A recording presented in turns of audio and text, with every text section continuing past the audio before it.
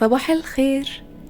اللي عمره مجرب اكل مكسيكي او مجربش الوصفة دي بالتحديد فايته كتير. في اكل كده يتحب من اول نظرة، واكيد انشيلادا الفراخ واحدة منهم، لانها مسلية جدا في عمايلها، مكوناتها مختلفة وطعمها كمان مختلف عن الاكل المعتاد اللي احنا بنعمله على طول. تعالوا نبدأ في وصفتنا النهاردة. انا نسمة الخياط. لو اول مرة تتابعوني ما تنسوش تعملوا سبسكرايب للقناة وتفعلوا الجرس عشان يوصل لكم كل جديد. ودي المكونات لو حابين تاخدوا منها سكرين شوت عشان تسهل عليكم. يلا بينا نبدأ في وصفتنا النهاردة. اول خطوة هنسلق الفراخ. هنحتاج بصلاية كبيرة متقطعة مكعبات، وطماطماية كبيرة متقطعة مكعبات، جزراية متقطعة مكعبات، حوالي معلقة كبيرة سمنة، حبهان، وملح على حسب الرغبة، ورق لورا، وفلفل اسود. صدور الفراخ هحتاجها كاملة مخلية من العظم حوالي كيلو. في الحلة بعد ما سخنت كويس بحط معلقة كبيرة مليانة من السمنة، مكترش قوي لان هي مجرد بس هشوح فيها الفراخ تاخد لون عشان احنا هنعمل شوربة. الفراخ طبعا غسلناها كويس وصفناها، واحطها على طول على السمنة وهي سخنة علشان تاخد لون زي ما هتشوفوا دلوقتي. اول ما تاخد لون ذهبي بسيط كده هروح قلباها على الوش التاني. الطريقة دي بتخلي في الاخر طعم الشوربة خطير. بعد ما الفراخ اخدت لون من الناحيتين بحط عليهم الفلفل الاسود والملح، طبعا دي حاجات على حسب الرغبة. وبعد كده بغطي الفراخ بمية سخنة مغلية زي ما انتم شايفين، واحط عليها ورق لورا، الجزر، والطماطم، والبصل، والحبهان. هسيبها على النار واغطي الحلة حوالي ساعة الا ربع او لحد ما الصدور تستوي. انا عشان الصدور بتاعتي كانت سميكة اخدت حوالي 50 دقيقة. بعد ما تستوي هطفي النار واشيلها من الشوربة واصفيها كويس، وبعد كده افصصها بالطريقة اللي انتوا شايفينها دي. وللصوص هنحتاج كوبايتين من شوربة الفراخ اللي لسه عاملينها، كوباية وربع من عصير الطماطم المركز، 3 معالق كبيرة من الدقيق، معلقة صغيرة توم باودر، معلقة كبيرة خل أبيض، نص معلقة صغيرة بابريكا، نص معلقة صغيرة زعتر، ملح على حسب الرغبة، نص معلقة صغيرة كمون، معلقة صغيرة بصل باودر، ومعلقتين صغيرين شطة. على النار هحط الكسرولة فيها زيت أو زبدة أو سمنة. بعد كده بحط عليهم 3 معالق كبار ممسوحين واقلب فيه لحد ما الدقيق يبقى لونه ذهبي بسيط، كأننا بنعمل بشاميل بالظبط، بس مش هنحط بقى لبن، هنحط مكونات تانية.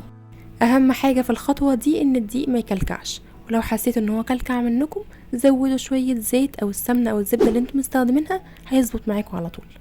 بعد الدقيق ما بقى لونه ذهبي بحط عليه الشطة والكمون، توم الباودر والبصل الباودر والزعتر والبابريكا والملح.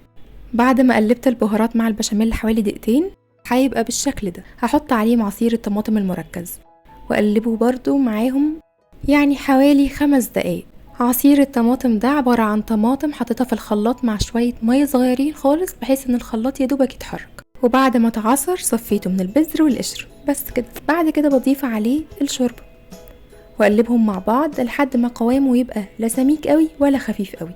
قبل ما اطفي عليه على طول بحط عليه معلقة كبيرة من الخل الابيض واقلب واطفي النار. هو كمان لما بيبرد بيتقل حاجة بسيطة، هتشوفوا قوامه المطلوب دلوقتي.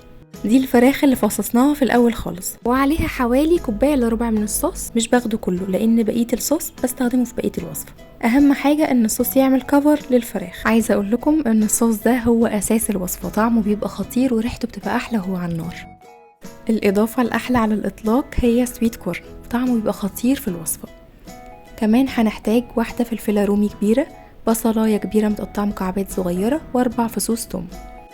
وده بيبقى شكلها السويت كورن او بيبقى مكتوب عليها حبوب ذرة حلوة كاملة. وعلشان نعمل الحشوة بتاعة الانشيلادا محتاجين طاسة فيها شوية زيت صغننين، وبعد كده اول ما الزيت يسخن بحط عليه البصل المتقطع مكعبات صغيرة، ويستحب يكون البصل الابيض مش التاني. وبعد ما البصلاية تاخد لون ذهبي بسيط وتدبل بروح حاطة عليها التوم المفروم ناعم واقلبهم مع بعض لحد ما كمان التوم يدبل ويبقى لونه ذهبي فاتح. بعد كده بروح حاطة عليه الفلفل الرومي المتقطع مكعبات صغيرة. ممكن تستخدموا اخضر احمر اصفر زي ما تحبوا، بس انا عشان الذرة لونها اصفر حبيت اغير الالوان واستخدمه احمر. بعد ما الفلفل استوى بس مش عايزاه يبقى مهري، يكون فيه قرشة بسيطة، بحط عليه الذرة.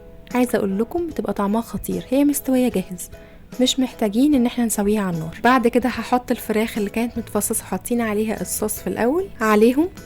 هقلب كل المكونات مع بعض دقيقة او دقيقتين على النار علشان يتداخلوا كل الاطعم في بعض، وبعد كده بتكون الحشوة بتاعتي جاهزة. المكون التاني اللي هنحتاجه هو اهم حاجة في الوصفة، العيش التورتيه.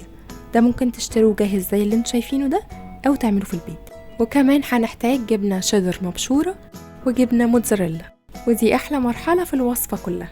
بجيب العيش التورتيه وبعد كده بمسح عليه بمساحات بسيطة من الصوص زي ما انتم شايفين. الصوص اللي احنا كنا عاملينه في الاول خالص اخدنا منه جزء على الفراخ وقلبناهم مع بعض، والجزء التاني هنستخدمه دلوقتي.